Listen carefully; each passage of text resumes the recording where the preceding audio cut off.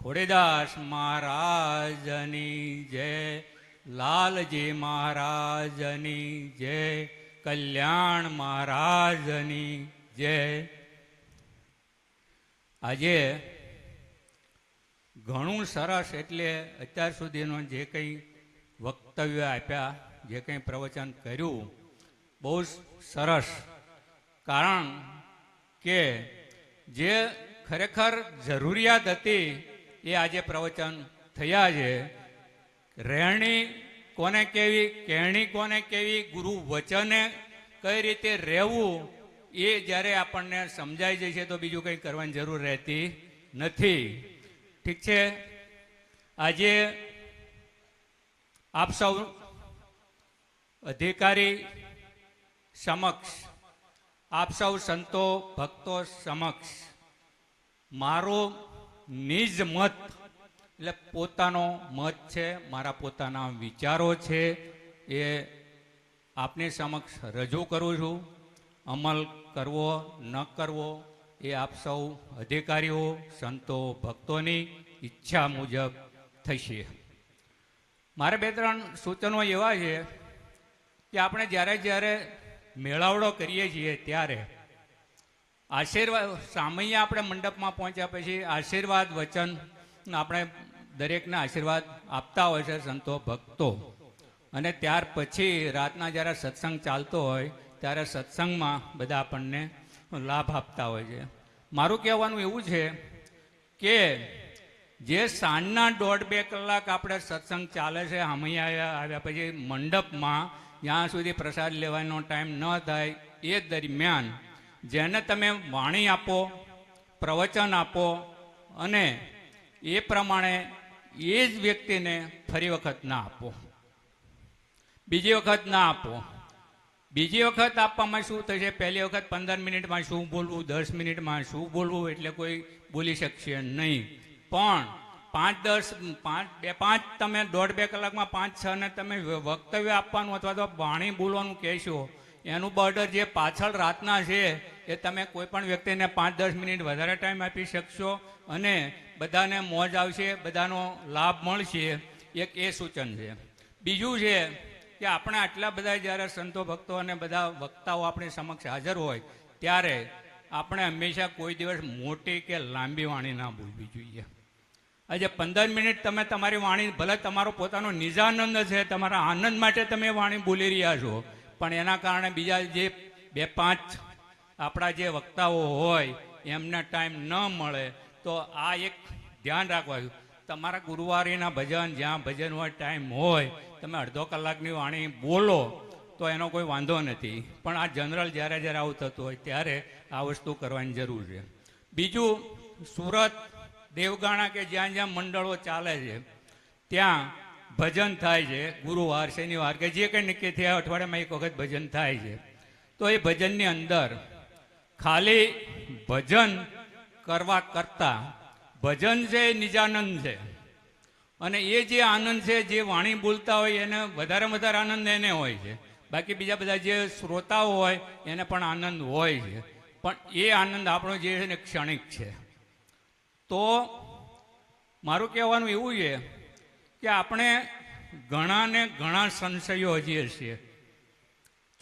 ચોથું પદે ઓળખાવી દીધું છે, આપણું નામ ઓળખાવી દીધું છે, બધું જ કરી દીધું છે. પણ આપણે બધા સંપૂર્ણ રીતે આ જાણી શક્યા ન હોઈએ. તો ભજન પછી અડધો કલાક આપણે પ્રશ્નોત્તરીનો રાખવો જોઈએ. જે ભક્તને કંઈ પણ સંશય હોય તો નામ સાથે પણ આપી શકે છે, અને નામ સાથે ન આપી શકે તો વગર નામે જે કંઈ એના સંશયો હોય, જે કંઈ એના પ્રશ્નો હશે એ દૂર થશે, એનો જવાબ આપશે. એટલે એક જ પ્રશ્નમાં 10થી 15 માણસોનો જે સંશય છે ને એકની અંદર જ એ 10-15 માણસોનો સંશય દૂર થશે. આ બે વસ્તુ ખાસ મારે કહેવાની છે. ત્રીજી વસ્તુ કે મારો અનુભવ 2 મિનિટ કહી દઉં છું. મેં કોઈ દિવસ પુસ્તક વાંચ્યું નથી, મેં કોઈ દિવસ કશું જ કરેલું નથી. જે કંઈ છે મારા ખોડદાસ મહારાજનું છે. મારા મહારાજે મને હમણાં જેમ આપણે વાત થઈ એમ કે વાણીમાં રહેણી અને કેરણી, હું અત્યાર સુધીમાં ગુરુ વચને રહ્યો છું, રહેણીમાં રહ્યો છું, કેરણીમાં રહ્યો છું, સ્મરણ નામ સ્મરણ કર્યું છે, અને માનવ સેવા એ જ પ્રભુ સેવા એ સિદ્ધાંતે મેં મારી સેવાઓ કરી છે. અને મારા ગુરુ મહારાજ સાક્ષાત હાજર છે. મહારાજ કહીએ એટલે ગુરુ મહારાજ હાજર થાય. અને બીજું કે અત્યાર સુધીમાં મારું એક પણ કાર્ય ન કર્યું હોય એ હજી સુધી બન્યું નથી, પણ જ્યાં સુધી રહેણી કેરણી ગુરુ વચને તમે ના રહો ત્યાં સુધી નહીં. તમારે વચન સિદ્ધિ પ્રાપ્ત કરવી જોઈએ. પછી કલ્પતરું, હમણાં વાત કરી એમ કે તમે જે કલ્પના કરો એ તમારી સમક્ષ હાજર થાય. કેમ ના થાય એ આપણો પ્રશ્ન છે. અને જો હાજર ના થાય તો સમજી લેવું કે ગમે ત્યાં આપણી કમી છે, ભક્તિમાં કમી છે, ગુરુ મહારાજ પ્રત્યે પ્રેમ ભાવ વિશ્વાસ નથી સંપૂર્ણ, તો કંઈક ને કંઈક ખૂટે છે આપણામાં. એ વાત 100% સાચી છે. બીજું ખાસ સૂચન છે કે વ્યસન મુક્તિનું અભિયાન હું ઘણા વર્ષોથી ચલાવું છું. હવે એ વ્યસન મુક્તિમાં ઘણી તકલીફો બી છે, પણ એમાં થોડો ઘણો મારે બહેનોનો જો સાથ સહકાર હોય તો એ શક્ય બની શકે છે. હમણાં તો ઘણું જુવાનસિંહભાઈએ કીધું કે બહેનો તો આપણી પીઠ છે, તો બધામાં બહેનો પીઠ હોય તો વ્યસનમાં કેમ નહીં? વ્યસનમાં કેમ નહીં? બધામાં પીઠ બની જો બહેનો ફરતી હોય તો વ્યસનમાં કેમ નહીં? અચ્છા, આપણે કહીએ છીએ કે જે કંઈ છે તે મનમાંથી આપણે શબ્દ ઉત્પન્ન થયો, પછી સુરતા, બરાબર? તો શબ્દ અને સુરતા બંનેની સાથે જ્યારે મન લીન થઈ જાય ત્યારે આપણે અમન થઈ જઈએ છીએ. ખાસ કરીને ભાઈઓ બોલો, મન અને સુરતા અને શબ્દનું લગ્ન થઈ જાય ત્યારે મન લીન થઈ જાય છે અંદર. જો મન તમે અંદર લીન થઈ જતું હોય તો મસાલા માવા અને તમાકુ ખાવાનું એ મન ક્યાંથી આવે છે? એ મન ક્યાંથી આવે છે?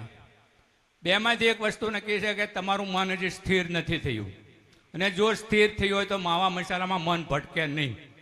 એ વાત 100% સાચી છે, એમાં કોઈ શંકાને સ્થાન નથી. અચ્છા, અત્યાર સુધીમાં જે કંઈ થયું તે હવે પછીના જે અધિકારીઓ મારી સામે બેઠા છે, આપ સૌની સમક્ષ બેઠા છે, જે કોઈ આમાંથી તમાકુ બીડી મસાલો ખાતો હોય તો છોડી દેવાનો. એ લોકોનું ફોર્સથી કહું છું, દબાણથી કહું છું, બીજા લોકોનું હું નહીં કહું, પણ એમણે આ વસ્તુ બંધ કરવી પડશે. કારણ કે જ્યાં સુધી એ બંધ નહીં કરે, આ તો ઠીક છે આપણે એટલે મર્યાદા છે અમાન્ય રાખીએ છીએ, બાકી તો આટલી સામે બેઠેલી પબ્લિક આ મસળવા ચારે બાજુ, અને સામે આપણા અને જે શિષ્યો ને ભક્તો હોય છે ને, એ જે સામે ગુરુને બધા બેઠેલા હોય ને એને ભગવાન માને છે, અને તમે ભગવાન થઈ અને આ બધા ભક્તોની સામે આ વસ્તુ કરો છો, બહુ ખરાબ વસ્તુ છે. ત્રીજી વસ્તુ કે આપણને ગુરુ ગાદીએ જતા પહેલા 5 શીલ આપણને ગણવામાં આવે છે. મારું એવું માનવું છે કે 5ને બદલે 6, 6ઠું શીલ તમે પોતે બધા નક્કી કરો. એ 6ઠું શીલ એવું કે કોઈ પણ નિર્વ્યસની હોય એને જ ઉપદેશ કરવો. નિર્વ્યસની હોય એને જ ઉપદેશ કરવો, એવું નક્કી કરો. કારણ કે આ પરિસ્થિતિ ક્યાં અટકશે, ક્યાં જશે. અત્યારે કેન્સરની બીમારીઓ ચાલે, બધી ઘણી ચાલે છે, શારીરિક, આર્થિક, માનસિક, કૌટુંબિક. અને જ્યારે પણ આપણા ઘરની અંદર પુરુષ ના હોય એટલે બહેનોએ જે કંઈ વેઠવાનું સહન કરવાનું એ તો જે લોકો વેઠતા હોય સહન કરતા હોય એમને જ ખ્યાલ આવે. એટલે ખાસ કરીને મારે એક વ્યસન મુક્તિનું આ છે, જે અત્યારે ખાતા હોય એમણે બંધ કરવા પ્રયત્ન કરવો. બાકી સમજી લેજો કે તમારું મન સ્થિર થયું નથી, અને તમે કેમ પણ શું કારણ? હજી પેલો સામે માવો ચોળતો હોય ને ત્યાં 3ના મોઢામાં પાણી આવે અને 3ને વેચે. પોતે એક ખાય તો ઠીક છે, પણ 3ને વેચે.